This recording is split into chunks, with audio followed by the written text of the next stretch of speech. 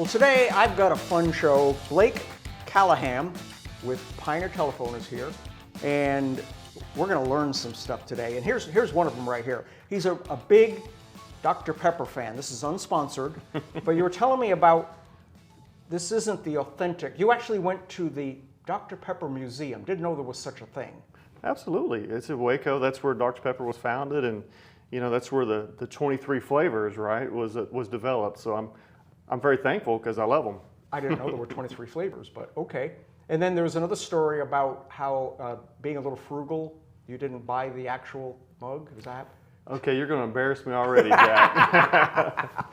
No, it's I'm a huge fan of Dr. Pepper, and we got to go down to the museum, and unfortunately the mugs there were very expensive, yeah. And I decided why not just buy a $5 sticker and a mug from Buc-ee's on the way back, and instead of a $50 mug, I've got a $15 mug here, and it looks awesome. It looks the same. Yeah, I wouldn't have been able to tell, and I was impressed. You actually went to the museum, didn't know there was such a thing. Blake, where did you grow up? Where are you originally from? That's a good question, Jack. You're not sure? No, I'm not sure. I'm still thinking about it now. When you look back, my wife and I both grew up in Frederick, way down in southwest Oklahoma. Okay. But really, we were only there for about 19 years, and then we moved to Blanchard and Newcastle and lived there for probably about 15 years, 2 different episodes. And now Kingfisher here 3 years. We lived in Duncan for about 6 years. So I guess I'm from Frederick, southwest Oklahoma. Go Bombers, right?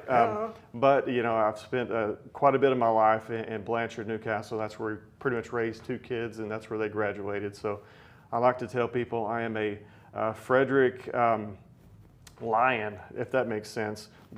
A hybrid between Blanchard Lions and Frederick Bombers. So there we go. A Bomber Lion. There you go. Awesome. And where did you go to school? What was your upper elementary? Upper education. Gotcha. Absolutely. That's another interesting story, Jack, because out of high school, it was kind of non-traditional. I kind of wanted to continue my education, but life scenarios happened, and I went to work right out of high school. That's a whole other story. Okay. But Episode 2. Right. So I started night school. Went to work for Pioneer in '98 on the construction crew, and I started work. Then I wanted to continue my education, so I started going to school at nighttime. But through my Pioneer career, we moved, 4 different times, so it's kind of been a journey. But I did receive my associate's degree from Western Oklahoma State College there in Altus in the early 2000s. And then it gets very interesting because I moved to Newcastle Blanchard in the 2001 time frame. Then we moved to Duncan for about 5 years. Then we moved back to the Blanchard. And all of this was through Pioneer? All this was through Pioneer. Okay. Yeah, it was quite a journey. I wouldn't change it for anything now, but it was fun while it was happening. I guarantee you. You can ask my family about that too. But long story short, I took lots of night classes. But when you move and you transfer colleges, they never transfer. No. So an It's education. starting over. Absolutely. So, but I finally achieved my bachelor's in administrative leadership from the University of Oklahoma. That's OU for you all. You have to OU, the red, not the orange chair. But at Norman in 2013. So, and then I decided to continue that education at University of Central Oklahoma, UCO, and I obtained my master's, MBA, Master's of Business Administration in 2016. So, long story short, it took me 98 till 2013, 15 years to get a 4-year degree. So, yeah. But Yeah, life does what it wants, whether you want to or not. Well, I didn't know that Pioneer was like your first job kind of a thing. I mean, have you been with Pioneer from right out of high school then? Close. Right out of high school, I graduated in '97. So right out of high school, I went to work in a manufacturing plant down there in Frederick, and spent about a year there. And then they were actually transferring into Texas. And at the time, I had a young daughter. My wife and I were just married, for about a year or so. And we really didn't want to relocate. And I just so happened to have some friends that worked at Pioneer. There was an opening on the construction crew. So I would say 99% of my career has been at Pioneer, but I did have that 1-year stint of working in the manufacturing world, which was another interesting story. Well, I think it's interesting that you grew up in the company starting digging a hole. I mean, essentially, and you know the jobs, you know, that a lot of CEOs and people in the C-suite come in with no experience what's happening beneath them, and you have a lot of that experience. Has that helped you in working, doing what you do? Yes and no. Okay. I mean, foundationally, it does. Okay. It does. But what I found out recently over the last 5 years, since I've kind of been away from the installation and troubleshooting of fiber technology in the home, that has changed tremendously since I left. So from a foundation standpoint, understanding the operational piece, growing up through it, that helps tremendously. But when it comes down to the real technology that's being used today in the home, I have to defer to the experts, because sometimes what we did 5 years ago doesn't necessarily happen to what we does did it put you back in a truck? Right. Yeah, that's all. Right. Yeah. Exactly. I know a couple of guys that would let you ride along. So why did you stay with Pioneer so long? I mean, that's like a huge thing. Right. Probably, it's a great company. I mean, you got to look at it. We are cooperative. We're mission driven, and that's something that I really believe in. You have to do something. You have to have a purpose, and I've always felt like I have a purpose with Pioneer. Pioneer has a purpose, serves rural communities, and that really serves my, I guess, personal need, and so I've always kind of respected that, and I'm happy to still be a part of it. Wow. So how did you actually get the general manager position? I mean, is that like you saw it posted on the cafeteria wall, or how somebody, hey Blake, come here, how did that come about? Right, good question. When Richard Rule was retiring, basically the board of directors basically did a search, and I guess I was selected. So happy that I got that opportunity. Wow. Okay, so they just found you in the mix and thought were you already in an executive position at that time? I was not in an executive position. I was a division manager at the time. Okay. So, but at the time there was, 4 vice presidents and 10 division managers, and then 40 or so department managers. That's changed a little bit over the last 3 years. But yeah, I was basically hired by the board of directors. They interviewed me in a process of interviewing, and after a certain period of time, I was selected. Wow. So what's a day look like in your world as far as, I'm not talking about getting up and brushing your teeth, but what does... That's way more interesting. Yeah, I bet. I mean, so what is it that what's a day look like? That's one thing that I've really learned over the last 3 years is every day has a little bit of different, I guess, outlook. And it's all about serving the cooperative mission, making sure that the cooperative can sustain financially, operationally, technology, all those things. But it could vary from spending a day advocating on 23rd and Lincoln here, or spending 3 days up in D.C. advocating for universal service for serving rural America. So, but basically, it's ensuring that the cooperative has the ability to continue future sustainability. So that from advocating to even empowering employees, training employees, going through strategic planning, sometimes making not so popular decisions, or I guess popular decision is the right word. But it changes every day. From filming with Jack Quirk at All About Kingfisher to advocating in DC. So it's all of the above, but it's to serve the same mission. And under your watch, there's been some giant changes. I mean, you've gone from a telephone company to a cellular company to a television company to now you're like hard focused, and I mean more than I've ever seen.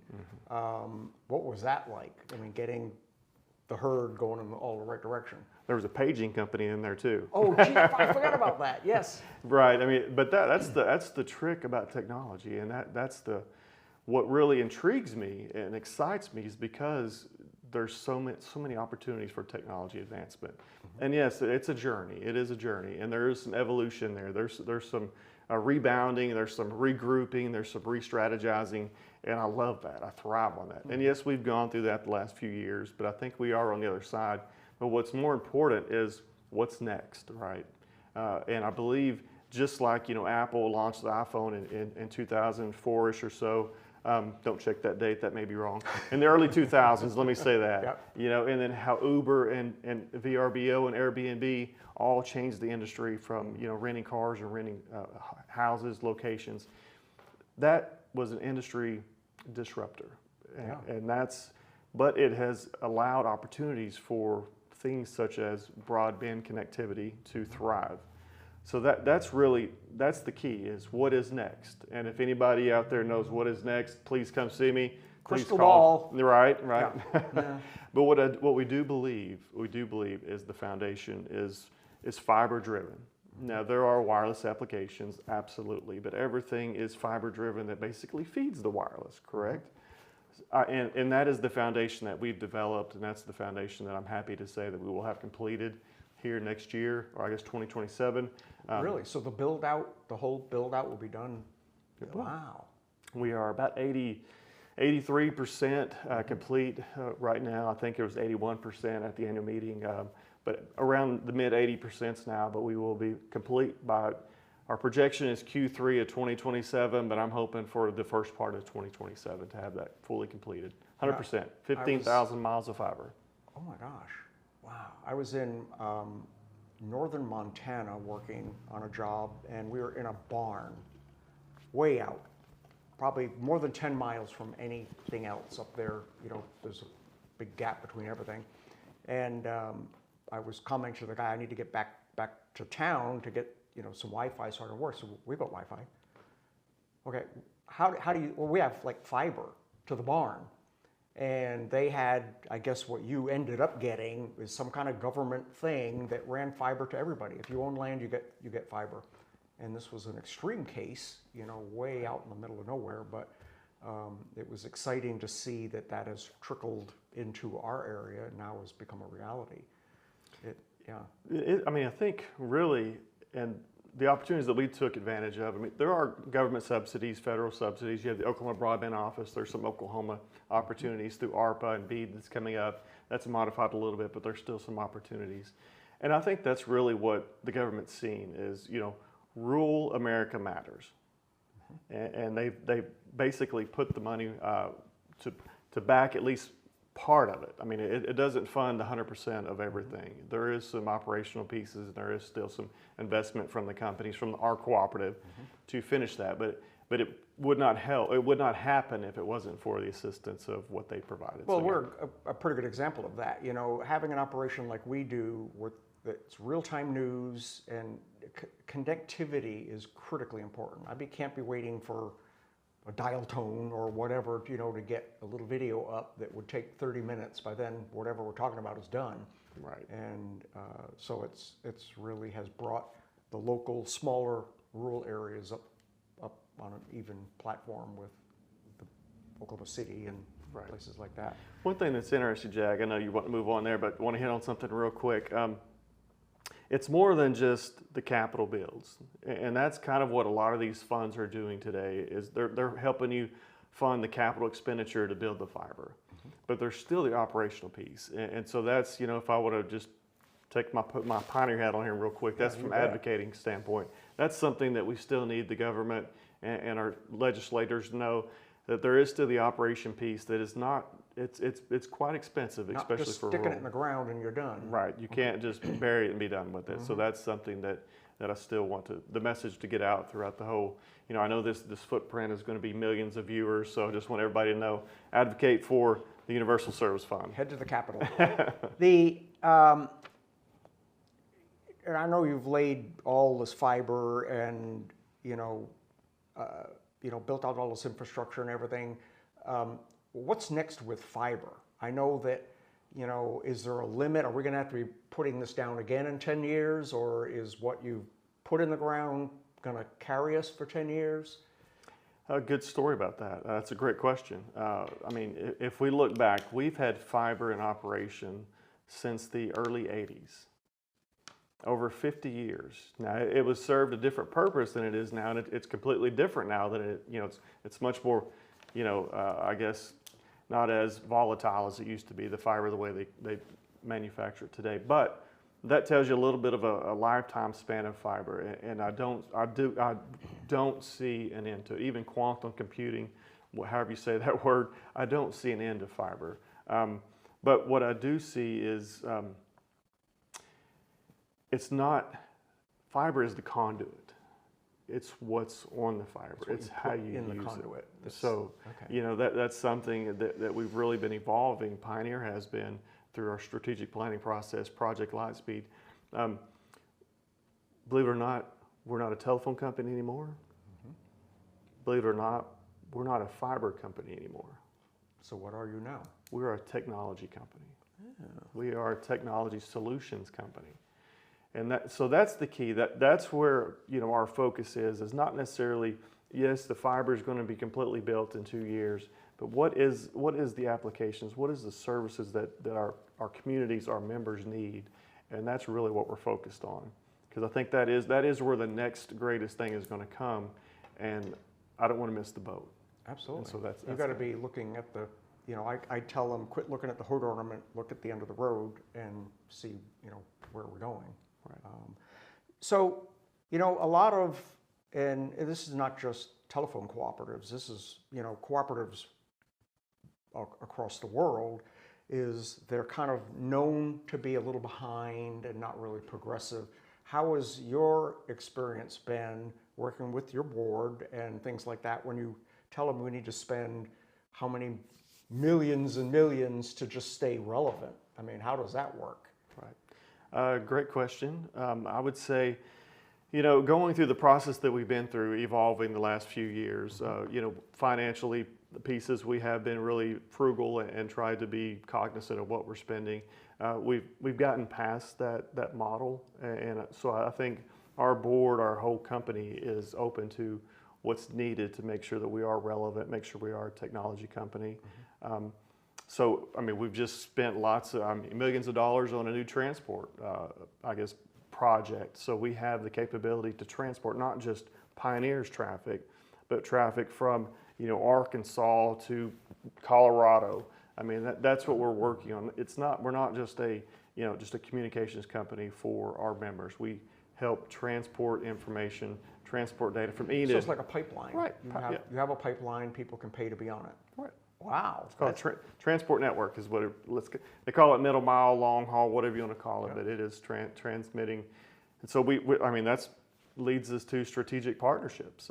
That's kind of led to strategic partnerships with even some of our, you formerly called competitors. I guess they still are competitors, but we've partnered with electric cooperatives, Oklahoma Electric Cooperatives, Patrick Grace, the CEO there, OEC, and then Stillwater, Centranet, we're partnering with them, interconnecting with them. Sachin and Mark Prather over there. That's what it's allowing transport, so we can share services and so we can basically work together instead of working apart. Well, I always thought that people paid you for their internet bill and that's how you made your money, and you got to make more than that. And I couldn't understand how you could put hundreds of feet of fiber in my yard and I pay you $50 a month for that. How do the economics work for that? So it doesn't. I'll just say that. I get it. Yes.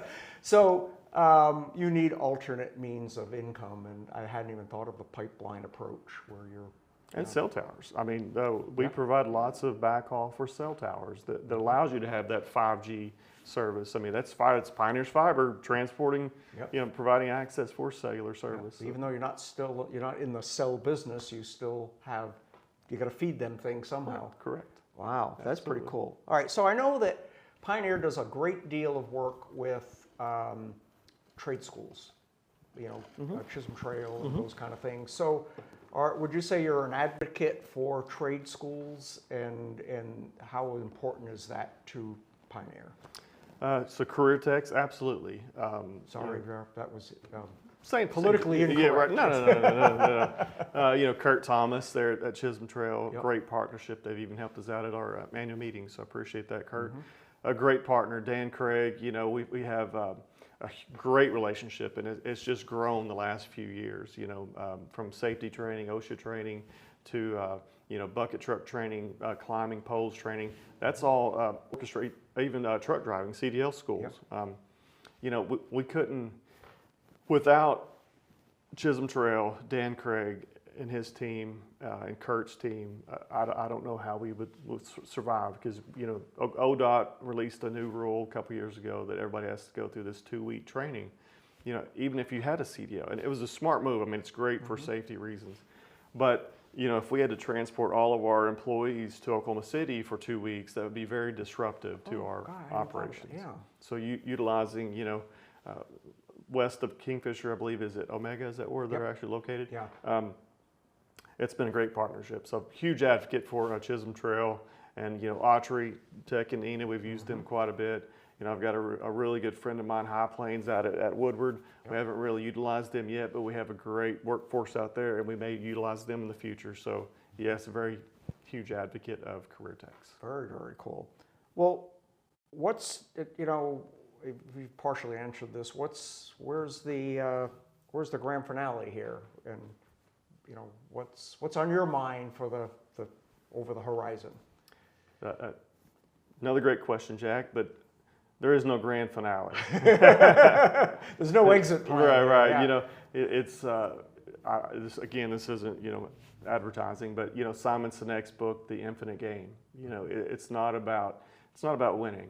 It's not about winning or losing. It's about staying in the game. And so that's where we're positioning ourselves with Project Lightspeed, our strategic plan.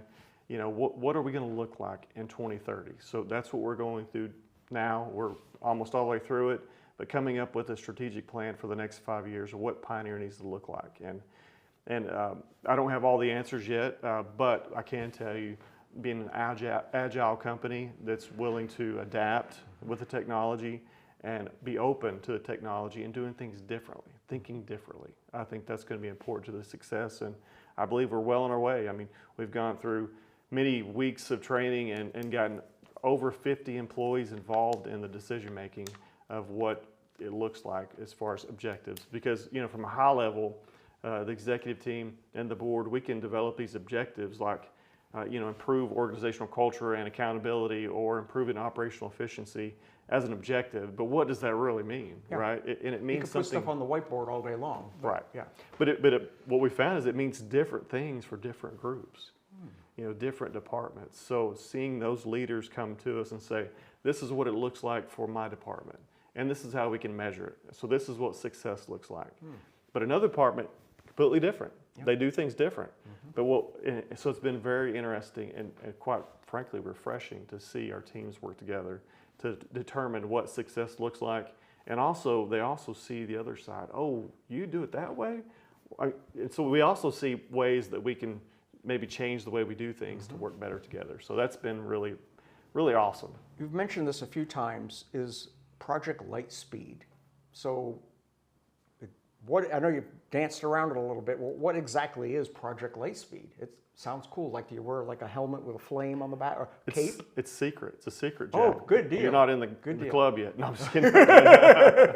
No, it's didn't pay the membership fee yet. It's I'm a huge Star Wars fan, so it's kind of a play on words there. But plus with fiber, right? Lightspeed with fiber. So there's a play on words, but it's just really a fancy way of saying our strategic plan, our 5-year strategic plan for 2030, and getting some momentum, creating some cool graphics. You should see some graphics that we've got built. It's really cool. But we plan to really launch Project Lightspeed in September for our employees, and it's going to be. It really is a secret. We pull the seal back. They should know about it. We've been talking about it. No, they don't know the whole plan, but that is the idea. In September, we're going to take 3 days so we don't disrupt our operations. 3 days of bringing all our employees to Kingfisher, and we're going to go over what this strategic plan looks like, what Project Lightspeed really is. So wait till after September, maybe I can tell you exactly what that looks like. We have to come back and tell us about that. Well, that is so cool. Anything I forgot, left out?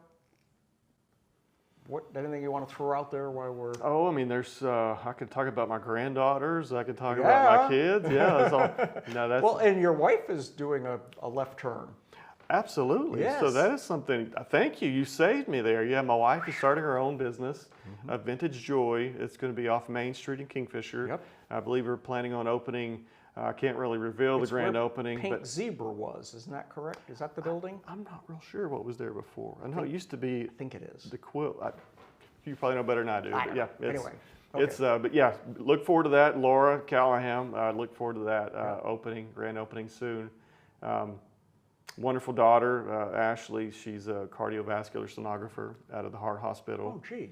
Okay. My son-in-law Dalton, he's a teacher at Dibble.